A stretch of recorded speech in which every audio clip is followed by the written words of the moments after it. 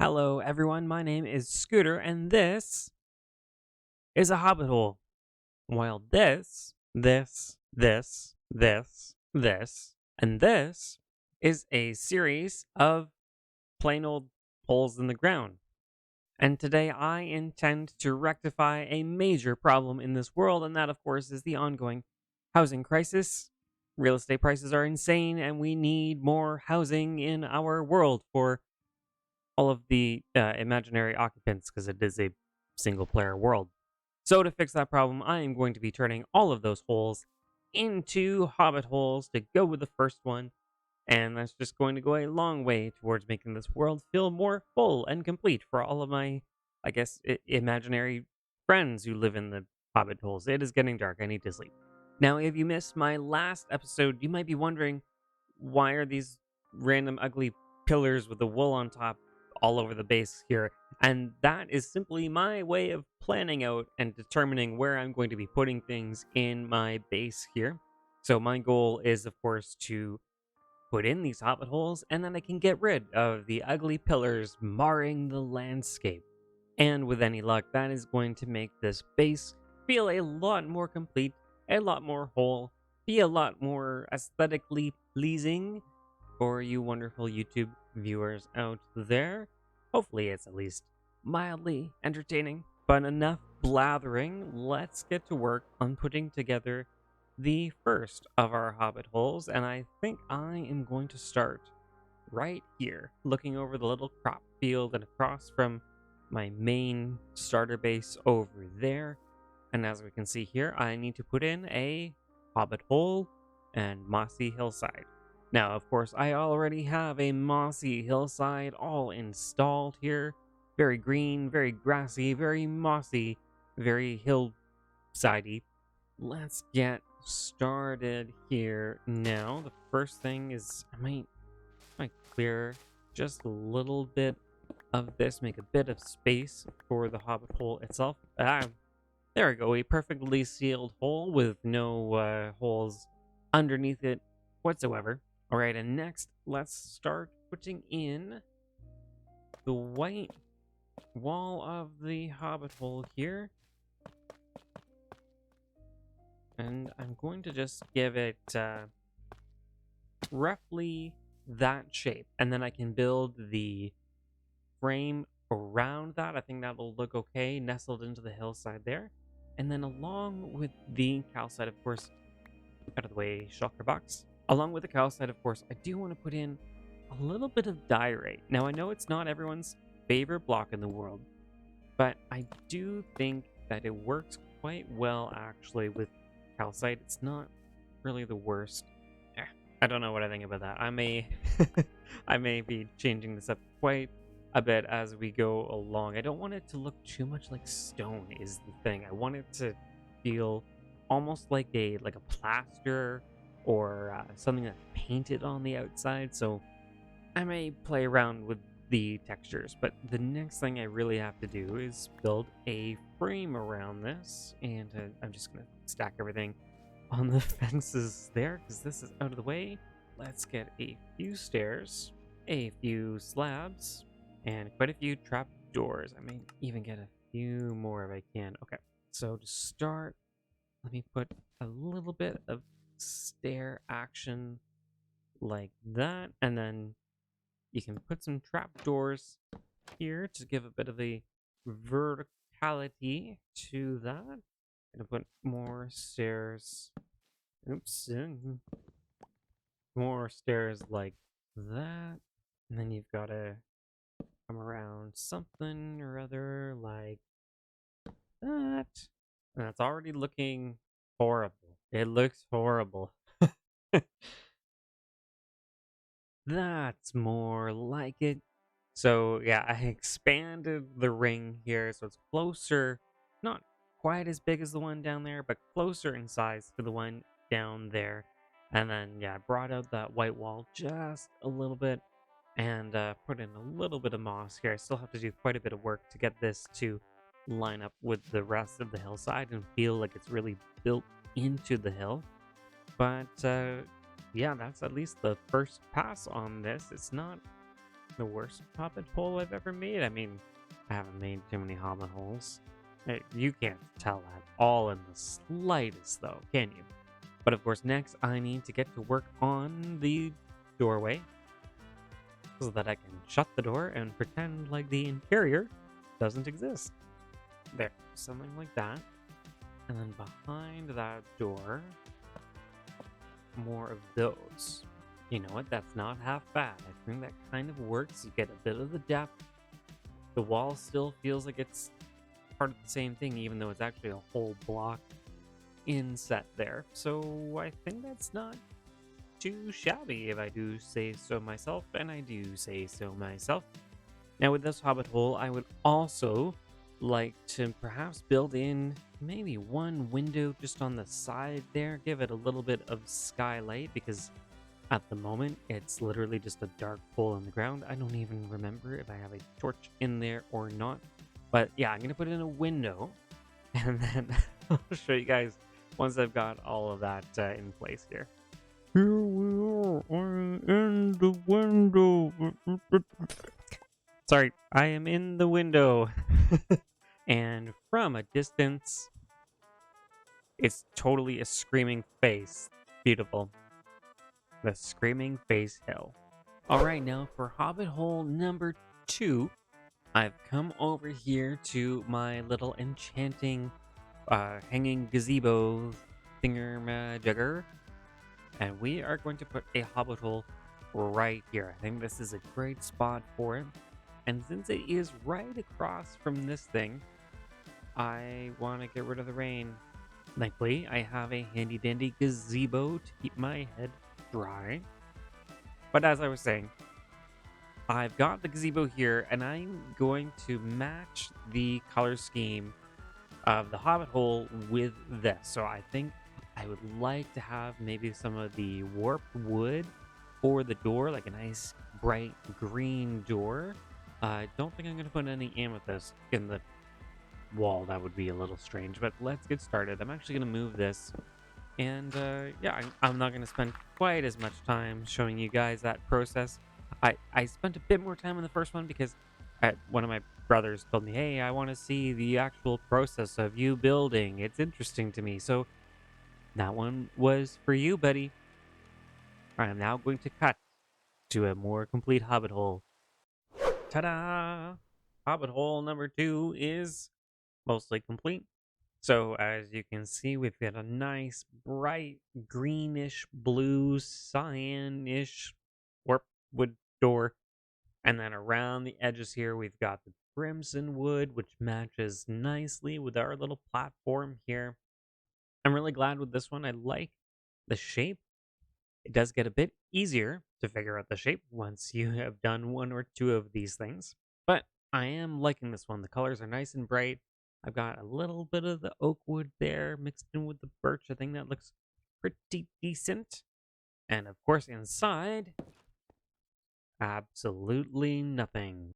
This interior is another project for future Scooter to deal with. He will be very happy that I left it for him and didn't do it myself. Gosh, that really does look like a face. I wonder.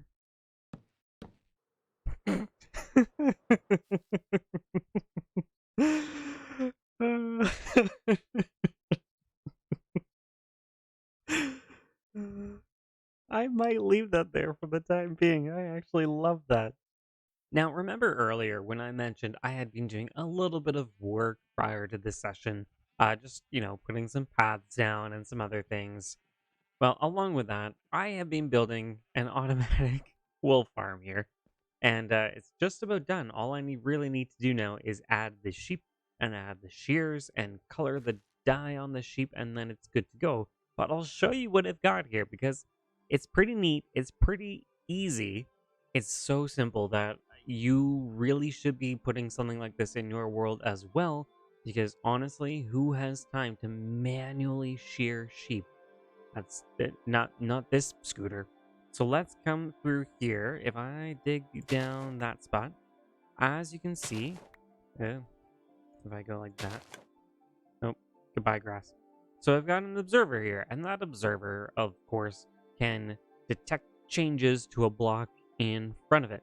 So if I've got a grass block here, you can see when I put it in, it's a change, and it sends a redstone signal through the block, through the redstone dust into the dispenser, and the dispenser is going to be filled with shears for the sheepies. I'm going to just put a dirt down there. And the idea is that the sheep is going to stand in the little glass box there, and every time it eats some grass, the dispenser is going to fire, and that will shear the sheep. Now, below what I've got, if I can jump up here. Hello, open sky. Uh, I've got a hopper minecart underneath, so that if anything lands on the block above it, that hopper minecart scoops it up, shoots down into some hoppers beneath, and that all goes into the bottom barrel here. And I've got a total of 16 of these different modules in place, one for every color of the Minecraft dyeable rainbow, and I'm going to fill this place with a bunch of sheep, happily shearing away their wool, making them happy. They will be happy. They are not trapped. This is their preferred lifestyle. Now you might be sitting there thinking, wow, that's so impressive. You did a little bit of redstone. I don't know how to do redstone. Well, I mean, the sad thing is the redstone is honestly the easiest part. The hardest part is finagling 16 sheep into one block little holes and getting them in there without messing them up and losing all the sheep. And yeah, this next stage is going to be painful. The sheep are escaping. Everything is fine. This is fine. Come on, you're number one. We're going this way. I know you're smarter than this. Yeah, so as you can see, this isn't going the best. I am going to do what I can to get these sheepies into my little sheep thingamajigger over here. And I will bring you guys back in once that's all up and running. Ta-da! The next Hobbit hole is done. Let me show you what we've got here. So I managed to wrangle all of my sheep, and now they are safely stored in this unfinished area up here. But as you can see, they are all wearing their summer clothing. They're not going to overheat. That's what we're doing up here. We've got all the dispensers filled with shears. So yeah, this will run for a very long time in the background. And of course, I've got lots of wool already coming in. I did a little mini AFK session while I was at work today. So it's nice to get a few resources for free while I'm doing real life work. Over here, we've got a little bit of wool on the outside. I put a bit of a button there to act as like a spool, imagining that they've been pulling the wool out from the factory thingamajigger here. Yep, they've been pulling wool out from here and stacking some of it out front like this. And then we've got another Hobbit hole here. A bit of a different door design. I put some trapdoors, and that gives, if you really squint, you can kind of get that rounded door shape. Kind of. I've got a little diagonal window along the side, which I really do like. I might have to do more of those. And on the inside, beautiful torch. The exteriors are really what counts, right? Now, you might also be asking me, hey, Scooter, what are you doing with all of this wool? Why did you need so much? Well, dear listener, that is a great question. I am so glad you asked that question. The wool is for a secret project that's not really totally secret, but a big project that involves wool, because wool, as you know, has sound dampening qualities that are particularly useful when dealing with the warden. Or should I say, wardens. I won't say more about that right now, but I do have a big project in mind that I think I might want to do for my next episode. We shall see. Now, next up, I've come over here and I would like to build a farm field backed by custom trees with a Hobbit hole farmhouse. That's what the sign says. So the Hobbit hole will go here. The farm field will sort of go here and here perhaps. And yeah, I want to put some trees there, block the ugly landscape back there, that would be very nice. While I am at it, I think I may also just go ahead and add the 2 hobbit holes up on this level here. I do need to sleep, so let's go ahead and sleep. And out front, I'm not sure what I want. I might put some gardens out here, do something with this big open space. It gives a lot of room to work with here. I just remembered about Screaming Hill. Yeah, that that's definitely staying like that. But enough goofing around. It is time to build more hobbit holes. So let's do that right now. Okay, here we are. We've got the farmer's area done here. Let me show you what we have got. So as you can see, great new hobbit hole in the side. Here I went with the crimson wood around the side. Gives a nice pop of color, I think. The purple works really well for this kind of thing. You can just imagine it to be like a painted round door, which I think is really nice. Right here, we have got a lilac. Is that the... Yeah, lilac. We have got a lilac field, which looks so great when you've got so much of it. As you can see, yeah, like the whole thing is full, bright pop of color, and I honestly just love doing these sorts of things. Like, it's a farm field in a way, but it's not necessarily using like the potatoes or the wheat like we've got over there. It's something very unique and different, because not everyone thinks to put flowers in a field like this as a almost as if it were like a type of crop. Speaking of that, of course, you'll see behind me we've got something very unique here. This is the crimson roots, and yes, I did collect a lot of these from the Nether. Once again, this is a very unique kind of plant that you can put in a field like this, and it honestly just seems like it might be some sort of berry or like a really colorful crop. Like it doesn't necessarily read like strange alien foliage from the underworld. It's just a bright red plant. And in that context, it actually really works in this sort of setting here. Over here, we've got a little bit of detail. So I took some not warped, I took some nether warped blocks and put them in here as if they were sort of like little barrels of the crops that the farmer has gathered here. And now up here, you'll notice I've got quite a few trees that I've put around here, and some of them are custom trees. So this is a custom birch tree that I constructed right here. And then alongside it, I've got a custom spruce tree with a bit of an angle there. This is one of the bigger oak trees that does spawn naturally, but what I also did was I just played with some of the leaves a little bit and added some and removed some just to make it feel just a little bit different from your plain old vanilla trees. Now, we come down the hill here. Yes, I know the sun is setting behind me. I will sleep. I've got 2 more hobbit holes to show you, and these ones are a little bit different. So you might remember I wanted to do some diagonal hobbit holes and just experiment with that a little bit. This is the first attempt here. It ended up just being one flat wall and then one other flat wall, so not the most diagonal building in the world. But as you can see, we've got the quote-unquote round hobbit hole door here, and, well, nothing really inside, of course, but this gives that effect of having a bit of a rounded shape in an otherwise flat 90-degree angle wall there. Now, let me sleep because it is getting dark. So over here, I've got my second attempt at this, and I really, really like how this one turned out. So I've got the warped wood all along the top here and the sides, and then again warped wood for the door. And then this block, that's actually mushroom stem blocks. So I think that makes a really interesting wall material. It's a nice soft white color with a little hint of texture.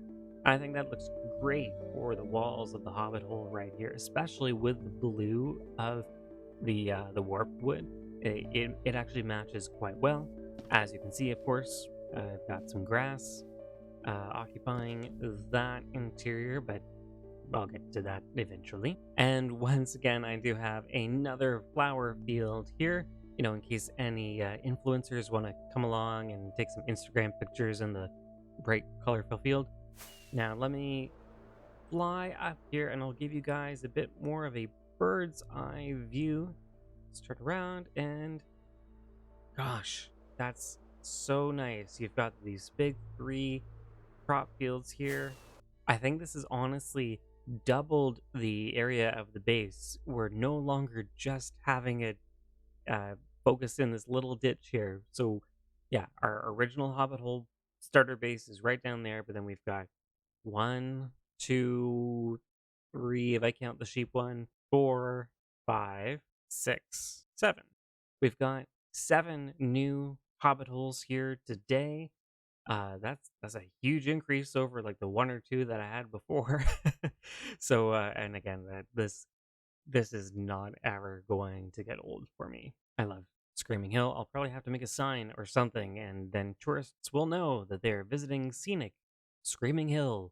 It's really a work of art, isn't it? But everyone, that is all the time that I have got for today. Believe it or not, this episode is about 2 weeks in the making because, I have a day job. I can do this in the evenings, and that's about it. But I've had so much fun today building out the area, building some amazing new fields and hobbit holes and custom trees and foliage and putting moss absolutely everywhere. I hope you've really enjoyed this too and you're feeling inspired to add some greenery and life to your own worlds. But with that, I will leave you for today and just remind you that maybe my next episode will be yeah, it'll be lots of fun. So I will see you then. Goodbye.